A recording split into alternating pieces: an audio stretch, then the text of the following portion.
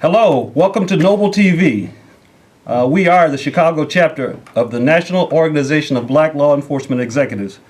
My name is Eugene Williams. I'm your host, and I'm very excited to have with us today the Superintendent of the Chicago Police Department, Eddie Johnson. Welcome, Superintendent. Thank you for having me. Okay, we just want to point out a couple of things before we jump into it with the Superintendent.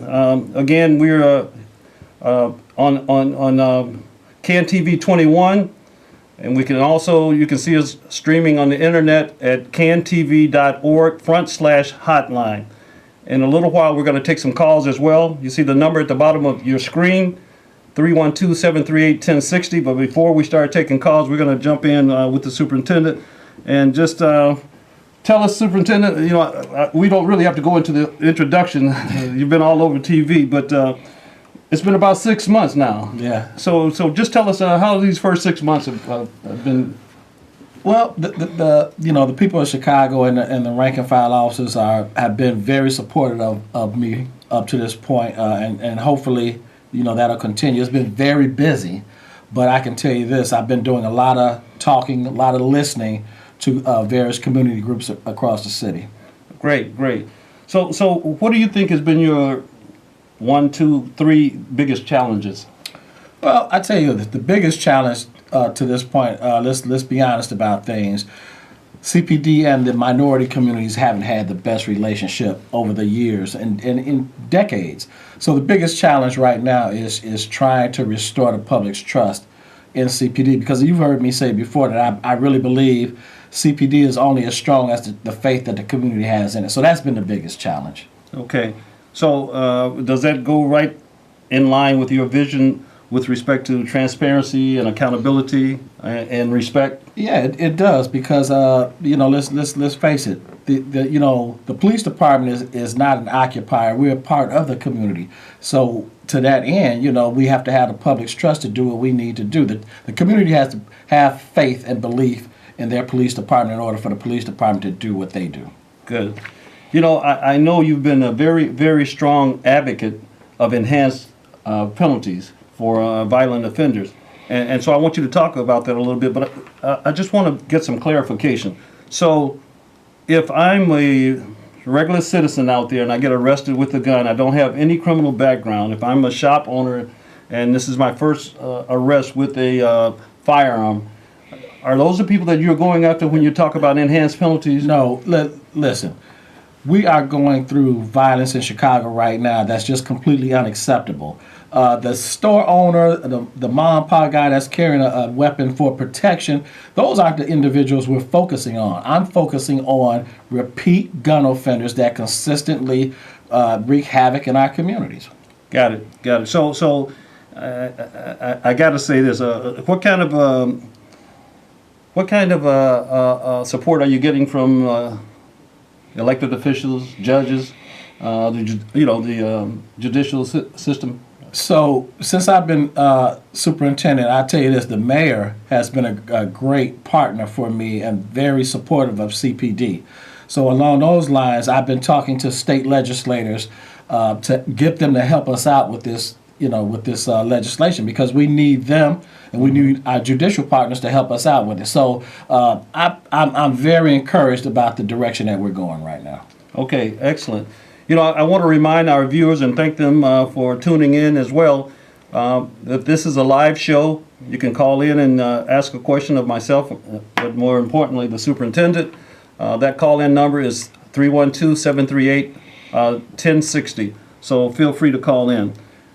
Superintendent, I hear that there's a strong push to hire additional officers, as many as 900 over the next couple of years. When I had a couple of people talk to me, and they asked, "Are we just talking about filling vacancies, or are we talking about 900 above and beyond what our current budgeted strength is?" Right. So currently, we have a little over 12,000 police officers, and we have maybe somewhere between 300 and 400 vacancies. The 970 that we're going to hire in the next couple of years are above and beyond what we're budgeted for. Okay. So we will go from roughly 12,500 officers to 13,500 officers. Okay. I think that is what they were looking to hear. But at the same time, How are you going to get all of those officers in cars and out in the areas? Are you going to have to get? Well, I tell you this: when the mayor and I discussed hiring these other officers, we also discussed we need equipment for these officers to ride around in and to utilize. So he has assured me that all of those things will be coming along with those 970 officers. Well, that's good to hear that you're going to have the infrastructure behind, the hiring. You're going to have additional people, but you're going to have the equipment, the cars, and so forth, so that you can put them out in the community. I know you said that you had a pretty good relationship, or you were well received by the rank and file, and how do you think that they're you feel about them and they feel about you? You think that's working better now? Well, or it was always good? You know what? Here's the thing. Anybody that's at the top of the organization, you are charged with the disciplinary proceedings and things like that. And sometimes, people don't understand why you make the decisions that you make, or how come you do it. But I think at the end of the day, we're all police officers. And they know as well as I do that we have to be professional, respectful when we're out on the street. And that's all we can ask for. So I think the relationship between myself and the rank and file is pretty good. Well, I certainly appreciate the fact that you have come here. Not only that you've come here, but you've also assured us that your entire command staff would be available so that we could ask them to come on and talk about some of the cutting edge things that are going on. And we are assuring our viewers that this will be the place to go to get the most up-to-date and accurate information as to what's going on in law enforcement in the Chicago metropolitan area, and along those same lines, what it is that the community as well as us can do to bridge the gap and regain and maintain that community trust. I think we have a caller, Superintendent. Can we caller? Are you on? You come.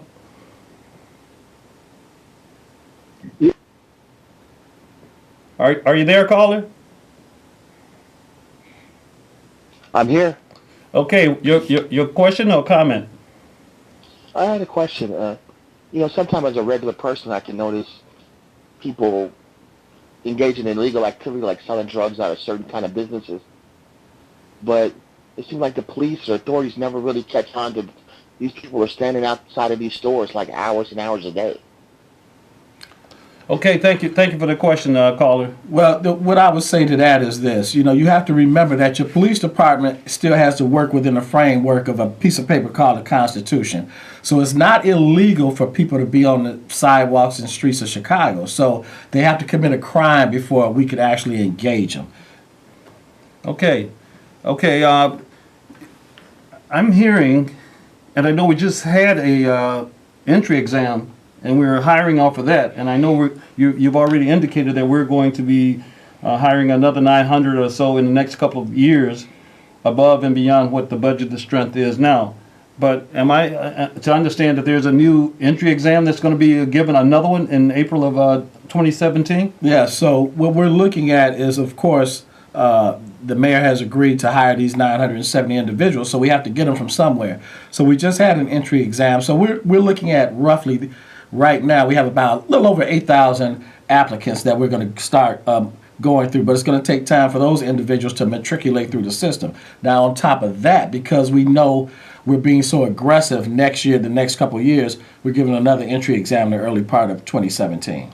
That's great. I hope you will allow Chief Barb West to come on and talk about their recruitment effort a little bit later on. Yep. I think we have another caller. A caller? Yes. Good evening, Commissioner.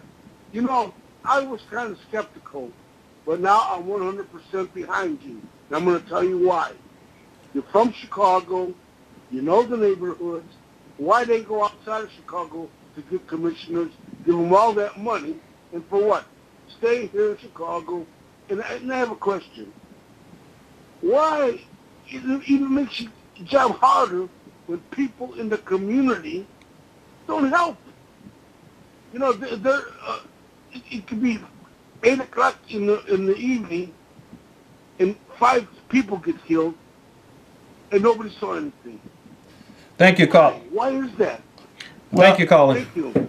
You know what? I tell you this.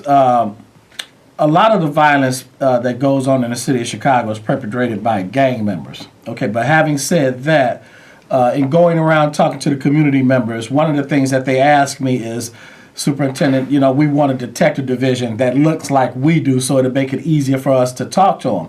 So I do believe that the demographics of the police department should reflect that of the city. So I think that once we get the detective division more diverse, people will be more prone to give us information on top of restoring that trust that we need, because CPD and the communities we serve have to work together in order to reduce this crime out here.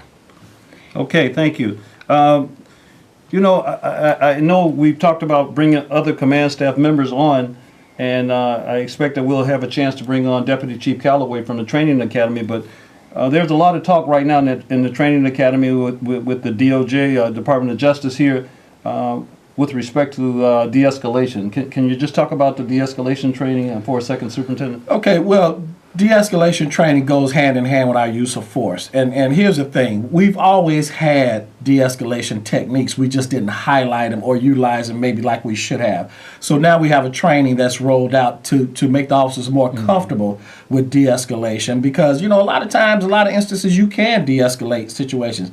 But we also want them to know when they have to escalate it, because at the end of the day, we want the officers to be safe also.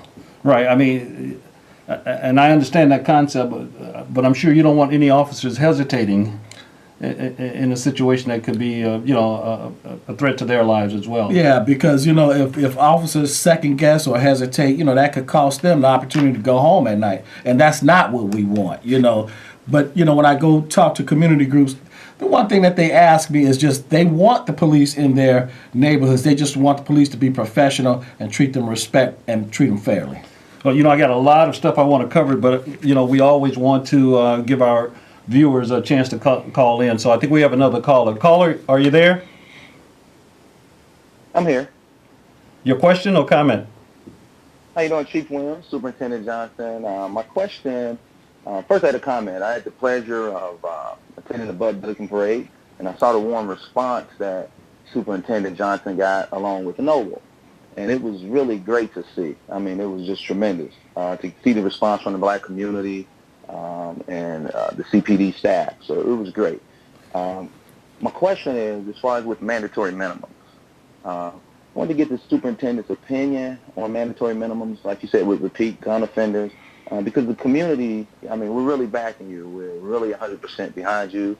The barbershop talks, it's just time, so you've got a ton of support behind you. Keep up the good work, and God bless you. Okay, thank you for that call. It was a great time out at the Bud Billiken, and with all that law enforcement is going through, it was really great to see how the community and how all the people along the parade route embraced yourself and Noble and law enforcement. So that was pretty good. But I'll let you speak to the mandatory minimums if you can. Okay. So with the Bud Billiken, thanks for saying Yes. that. People in Chicago have been very, very good to me since I've taken this seat. So thank you for that.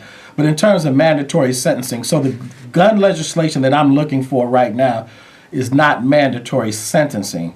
What it is targeting repeat gun offenders, and they're repeat because CPD has arrested them once, twice, 3 times, a lot of times for carrying a weapon. So we have concealed carry now, which gives the average law-abiding citizen the opportunity to carry a firearm legally in the city of Chicago. But even more so than that, I still don't want to cast a net over the entire city. I want to focus this and get the right individuals, the ones that are out there driving the gun violence. And we know who those individuals are, so those are the ones that we're looking to get. Okay. I just want to back up just a second when we were talking about de-escalation. I know that you were in on the ground floor of a new award that CPD, the Chicago Police Department, has now began to present to officers. I think the first time that it was presented was at the police recognition ceremony back in May, which is a really, really big event. But there was a de-escalation award that you were on the ground floor of helping to develop and to put forth. Can you just talk about what it is? So it seems to me that and I'll let you, talk about it. But it seems to me that we now have a means of presenting awards to officers, not necessarily for shooting and killing someone, Right. but for being able to de-escalate a situation. But since you were on the ground floor of this, tell us about that. So, yeah, we created a new award. It's really to reward officers for using their training and tactics and realize the sanctity of life, you know. So to the extent possible, when we don't have to use lethal force or less than lethal force, then that's what we should do, you know. And so now we're just simply highlighting officers that take the time to do that. Okay. Don't look like we're going to get through a lot of stuff because I see we got a lot of callers, and I want to take our callers. But I want to remind you that you're watching CAN TV 21, and on CAN TV 21, this is Noble TV. All of the up-to-date, accurate information as to what's going on with law enforcement. And in a minute, I'm going to take I'm going to take this call, but I want you to know how you could reach out to Noble, all of our contact information. But let's take this caller. Caller, go ahead. Hi, I just wanted to say that you are doing a great job, Superintendent Johnson, and you do have a lot of people that are supporting you. I had a quick question regarding the number of new hires that you guys are planning on hiring. We're trying to change the culture of policing. Is there going to be anything done differently in the trainings as far as like the new academies and anything done differently as far as how to teach these new people how to be the police? Yeah. Thank you, caller. That's actually a great question. So one of the things that I did day one was instructed the deputy chief of the training academy to create a diversity training. So one of the things that we're doing now is we're taking new recruits because we recognize that when different cultures clash and don't really understand each other, there's a lot of fear because there's an unknown entity in there. So what we're doing now, we're taking individuals that are applying for the police test. When they're in the academy, we're partnering them up with inner city children in high schools. So that way, the police officers can get to know those kids as just people, and conversely, those students get to know the police officers as people. And I got to tell you, to my amazement, I thought that the officers would be a little bit resistant, but I can tell you this. When we rolled it out, I went to the high school and visited with the officers and the students. The students not only asked me to make sure we bring it back to their high school, but the officers were very engaged in it, and they liked meeting the kids in that kind of setting. So that's one of the things that we're doing to ensure that the police officers that come onto the city streets are aware of the cultures and the people that live in the city. Okay. Superintendent, talk to us a little bit about the relationship that you have with other law enforcement agencies in the metropolitan area, from the federal and also from the state. In particular, I've already had a conversation with the director of the state police, Director Leo Schmidt, and he's going to be on one of our shows coming up real soon. But especially given the shootings on the expressways, Right.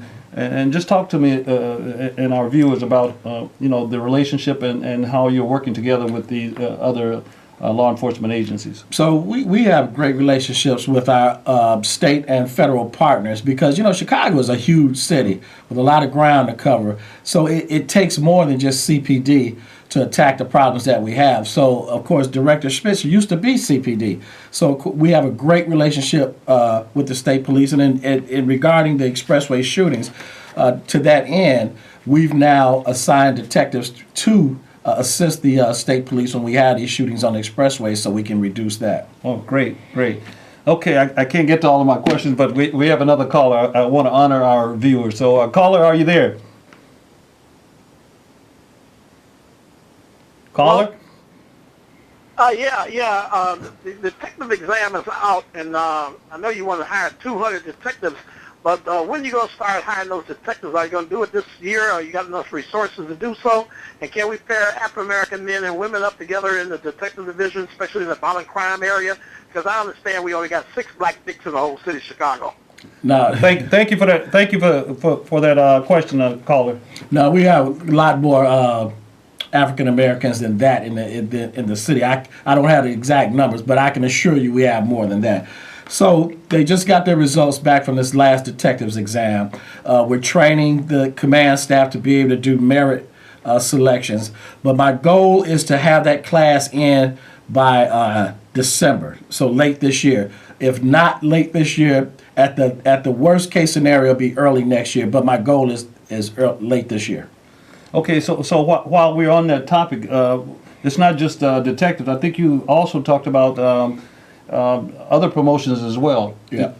Yep. So when we hire these 970 additional officers, out of that is going to be about 112 sergeants and 51 lieutenants, and that's above what we still have to fill up for the rest of this year. So, I mean, when you hire more blue shirts, you have to have the proper supervision out there to supervise, but otherwise, you know, you're kind of doing yourself a disservice. Okay. Okay, great. Just, our time is just getting away from us. But can you just talk quickly about CAPS? You know, I heard you hear so much about community policing. I know Deputy Chief Eric Washington is doing a great job. But just talk to our viewers about your vision and what you expect coming forth with respect to CAPS. So when I go around the city, in every neighborhood, one of the first questions people ask me is how can we revitalize CAPS? Because I tell you what happened. A few years ago when we streamlined the CAPS offices in the districts, we inadvertently kind of cut the ties between CPD and the communities that they serve. So to restore that, this is what we're doing. So Deputy Chief Washington and his staff are going through our CAPS program, and they're going to revitalize it. To that end, they're going to have surveys real soon that's going to be coming out to community groups, because I want to know what the citizens of Chicago want to see in their CAPS offices. So we're in the process of doing that now. So hopefully about early next year at the latest, we'll be rolling out an entirely new CAPS program. But remember this. CAPS started off as a strategy in Chicago, but now CAPS is actually a philosophy of the department. So every officer that's out there in a squad car, whether it's a marked car or unmarked car, should be engaging in the CAPS philosophy. Oh, great, great. You know, I got to ask, say, Superintendent, I know we have a lot of other callers that are not going to be able to get through because of the limited amount of time that we have. So we're going to be asking you to come back because, there's so much that we need to cover. I've traveled all over the country and out of the country to various law enforcement conferences. Mm-hmm. I've talked to chiefs from Commissioner Bratton in New York to Chief Beck in L.A. to Commissioner Ramsey, Atlanta, Houston, all over. And I have not yet talked to any of them and have them say to me, you know what, I'm going to wear my body camera. So I know I'm trying to throw that out there. But you go out on the street and you wear the body cam itself. And I know we're going to be talking to your person in charge of technology as well. But just talk to us about why you decided to wear the body cam. Well, first of all, let's not forget that I came up through the ranks of CPD. So fundamentally, I'm a beat cop that happens to be superintendent right now. Okay. So that's the first piece. And then the second piece is this. If I'm going to ask the officers to wear a body camera and be comfortable with it, then if I'm going to be out on the street, then I should wear one too. And that's how you lead from the front. That's how you lead by example. So I'm not going to ask them to do anything that I wouldn't do. So that's why I wear it and our command staff wears them. Okay, I appreciate that. And I just want to tell our callers we're going to get the superintendent back on again. I know there's a lot of people on the call. We just only have so much time. Superintendent, there's a possibility of a strike next week. Yeah. Do we have contingency plans in place for safety of our young people if a strike were to take place? Oh yeah, anytime we have something major like that in the city of Chicago that could affect public safety, we're always concerned about it. But I can assure you, this isn't our first rodeo with this thing. So we put things in place right now so that we can ensure our kids will be safe if, in fact, they do go on strike. Okay, and that goes likewise for the Cubs game as well, huh? Oh, yeah. Well, okay. Okay. Oh, that's right. You're a Sox fan. My bad. My bad, Superintendent. My bad. We're here with Superintendent Eddie Johnson. Just a whole a whole list of stuff that we need to cover, and we're going to be talking to him in the days to come. He's been a very big supporter of Noble, and again, we want to let you know that we are looking at our annual dinner dance, and that's coming up on October 21st. I want to ask you to make sure that you are supporting us on that. Thank you, Superintendent, for being here with us. We look forward to you being here with us again. My name is Eugene Williams. Thank you all for joining us here on Noble TV, and we appreciate everything that you do to cover us. Thank you, and we'll be talking to you soon. Thank you. Okay, this is Noble TV and Eugene Williams wrapping it up for you. Thank you.